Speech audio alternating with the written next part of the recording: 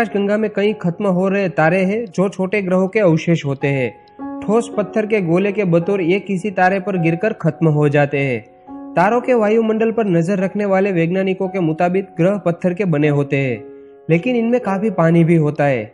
इस आधार पर इस सवाल का जवाब मिल सकता है कि पृथ्वी पर पानी कहां से आया। ब्रिटेन की वॉरिक यूनिवर्सिटी के शोधकर्ता रोबर्तो राडी कहते हैं, हमारे शोध से पता चलता है कि ज्यादा पानी वाले छोटे ग्रहों हमारे सौरमंडल में बड़ी तादाद में मिलते हैं। हालांकि शोधकर्ताओं के सामने सबसे बड़ा सवाल यही था कि पृथ्वी पर पानी कहां से आया। वैज्ञानिक मानते हैं कि पृथ्वी शुरू में बहुत सूखा और बंजर इलाका रहा होगा। इसकी टक्कर किसी ज्यादा पानी वाले क्षुद्र ग्रह से हुई होगी और फिर उस ग्रह का पानी पृथ्वी पर आया होगा। अपने शोध को विश्वसनीय बनाने के लिए राडी को यह दर्शाना था कि ज्यादा जल वाले क्षुद्र ग्रहों की मौजूदगी सामान्य बात है। इसके लिए उन्हें पुराने तारों के बारे में जानकारी की जरूरत पड़ी। जब तारा अपने आप अंत की ओर बढ़ता है तो वह सफेद रंग के बोने के तारे में बदलने लगता है।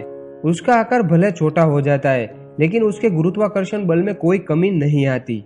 वह अपने आसपास के गुजरने वाले छोटे ग्रहों और धूमकेतु को अपने वायुमंडल में खींचने की ताकत रखता है। इन टक्करों से पता चलता है कि ये पत्थर किस चीज के बने हैं। ऑक्सीजन और हाइड्रोजन जैसे रासायनिक तत्व अलग अलग ढंग से रोशनी ग्रहण करते हैं। राडी के शोध दल ने खत्म हो रहे तारे पर पड़ने वाली रोशनी के पैटर्न का अध्ययन किया। कनेरी द्वीप समूह पर मौजूद विलियम हर्शेल टेलीस्कोप की मदद से यह अध्ययन किया गया।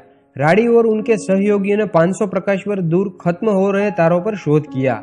उन्होंने बिखरे हुए इन छोटे छोटे ग्रहों को रासायनिक संतुलन को आंकने की कोशिश की और पाया कि उनमें पत्थर के अलावा पानी भी बहुतायत है।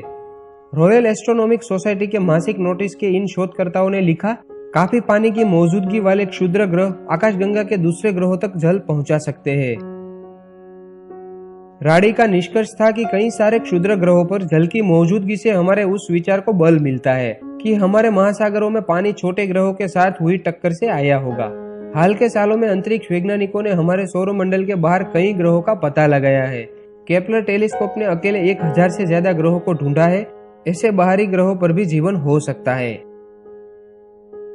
अगर इनका आकार पृथ्वी के समान हो और ये अपने तारे के गोल्डीलॉक्स जोन में हो, यानी कि पृथ्वी की तरह, जहां तापमान ना तो बहुत ज्यादा हो और ना तो बहुत कम, तो उन पर जीवन हो सकता है।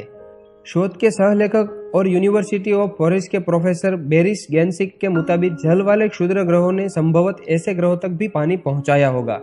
हम जानते हैं कि जल के बिना जीवन अस्तित्व की कल्पना नहीं की जा सकती।